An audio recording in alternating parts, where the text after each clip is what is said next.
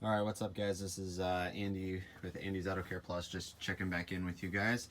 As you can see, I got myself a water tank. I actually found this thing locally.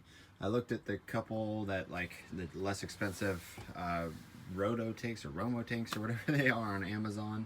They had a 50-gallon and a 100-gallon option, which is never in stock, it seems like. So I ended up finding a place locally, JTI Industrial Supply or something like that.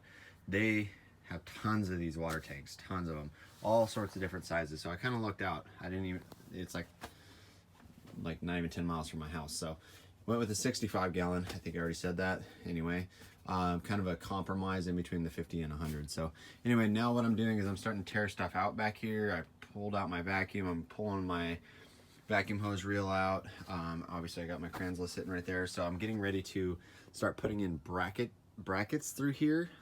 So my hope is that I'm going to build a shelf above the tank that still has an opening to fill, and then I'm going to put some it's called Super Strap.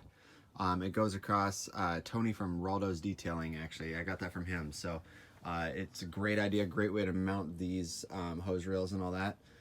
I got my pressure washer hose reel that I'll be mounting on it and everything. So I got a little power strip here. I'm not a big fan. It's just kind of hokied in there right now. Things are, I'm still having to do jobs, so it's really kind of tough. I scheduled in some time this week after a few jobs I'm going to be doing at home, so I'm not actually going to be using my mobile rig for this week. So hopefully within the next few days I can get a lot of this built. I'll show you what that Super Strap stuff is. It's this right here. I didn't fully understand it at first, like what this stuff was called. That's just me, unfortunately. So I went to Lowe's and got it, and the guy looked at me like I was crazy because he didn't understand what I was telling him. But anyway, we ended up finally tracking it down off a picture that I found. So anyway, so this, I'm going to cut it into certain sections, and this should create a really good mount for anything that I need to mount on it. So obviously my van's filthy right now, so don't judge. So anyway, I'm going to powerhouse through this a little bit and see what I can get done. I'll take you guys in after I get a couple pieces cut and mounted. The hope is that I'm going to mount one from this bracket up here. Hopefully it'll focus on that right there. But I'm going to mount one to that, and it's going to go straight down. And then I'm going to go across to this bracket, or well, this shelving right here, which should make it pretty easy because it already has holes in it. And then I'm just going to put lines across, nice and easy. I'm going to do 2 up here and 2 down here is kind of the goal. So we'll see how that turns out. I'm not very build savvy, so I'm not very good at that kind of stuff. So we'll see how this goes. It should be pretty straightforward though, hopefully, but we'll see. All right, we'll catch back up. I'm back. Hey, I just wanted to do a little quick update. So I got the 2 main supports in here. I got, it's super, I mean, I can yank on this sucker. It ain't going nowhere. Sorry for the shakiness on the camera, but this was already in there. Obviously I showed that a little on the first little segment. So this is mounted. Let me move my little vacuum here. Down with a little L bracket that you can find right next to these. So this little bracket is right in the same little section. I already had holes in the ground that I could, thread into or whatever. Otherwise you're gonna have to, make a hole or whatever and put a nut on the bottom, or find a way to do that. But you need some sort of bottom support, so that's what I did here. And then it goes up here, mounted to this shelf here. So this is what's gonna be holding my vacuum reel. Already did the measurement. The spacing is perfect, which is like 4 inches. Plus there's a little bit of adjustability here, as you can see. So if I need to adjust them, I can play with that. So those are gonna be there, and I'm gonna be 2 more down in here for the pressure washer hose reel. So we're getting there. Just a little update. I'll come back. All right, guys, I'm back. I got my pressure hose reel all hooked up and plumbed and all that. Sorry, I had to throw my wand down. So one thing, I kind of made a mistake when I did the first one. That's why I make these videos, so that hopefully if somebody else does the same thing, they won't make the mistake I do. So one thing that's awesome about these, I mentioned it in that last little clip, but you can move these up and down, okay? You can slide these up and down for adjustment.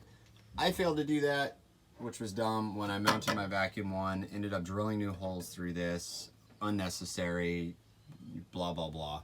So basically with these I did some stainless steel bolts with washers, and did nylon washers on this one because these ones were smaller. One thing I did notice is, where are they? Actually, I don't have them right now, but anyway, the backs of these right here have these weird thing that go into the super strut, that it's kind of like a nut that goes in there and it won't spin or whatever.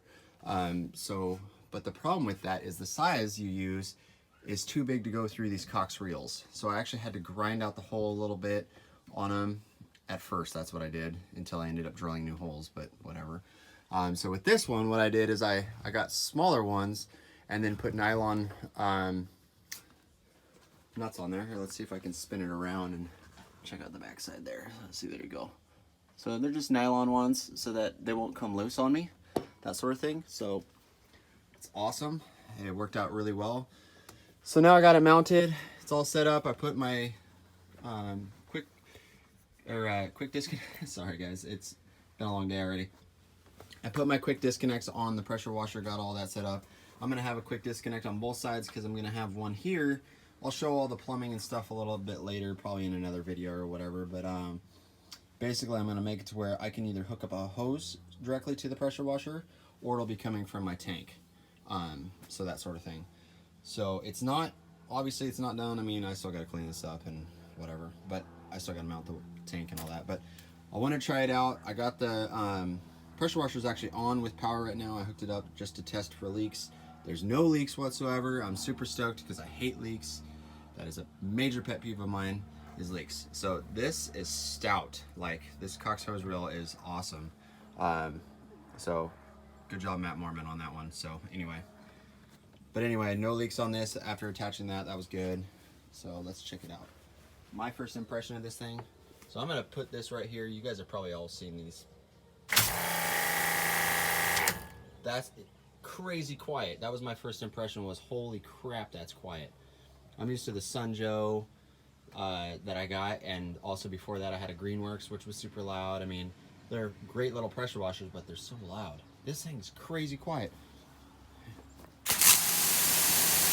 Just instant on, instant off. And there's actual pressure here. I'm gonna try to keep my hands. You see it bouncing around? That's crazy. There's so much more like pressure coming out of that thing. It's not PSI, but it's just so much more water coming out of this thing. So I'm super stoked. I'll make more videos of it, obviously. But anyway, just wanted to show you guys the update on it. I'll probably come back one more time when I got my vacuum in here and when this is fully done back here, and show you guys the full setup. Everything done. I didn't want to finish the video until I could actually say that it was usable. We just got done with 3 cars over here. So anyway, I just want to say it actually worked out really good. I still have the capability of running my own power, which is what I do right here. Because that's the way I wanted to set it up. I didn't want to solely depend on having a generator or water tank.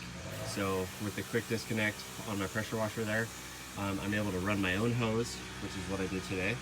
Hook that directly up to the pressure washer, use the customer's water when applicable or available, whatever, and use the customer's electricity. And go figure, they got a leaf blower going on right now. Anyway, so anyway, everything works great. I'm pretty stoked about it. I'm still gonna add a couple little hooks in here to mount like my my foam cannon and such back in this area so that everything's nice and quick and accessible. So anyway, sorry it's loud, I'm on location. Ended up taking and swapping out my big vacuum. Actually running my smaller rigid back there. As you can see there, it's got a plumb through the back. Here. No complaints so far, as long as I keep the filter clean, it seems to work really well. So anyway guys, it's starting to get louder, they're getting a little closer. Anyway, don't want to bore you too much. Hopefully you guys like the video, hopefully you guys can get ideas for your own setup. Anyway, don't forget to hit that subscribe button if you lasted this long in the video. I'm pretty close to 1,000 subscribers, maybe I'll even have it by the time this one's uploaded. But anyway guys, hey, thanks for the support, I appreciate it guys. I'm just trying to do this to help people out, so Anyway, peace. I'll catch you on the next one, all right?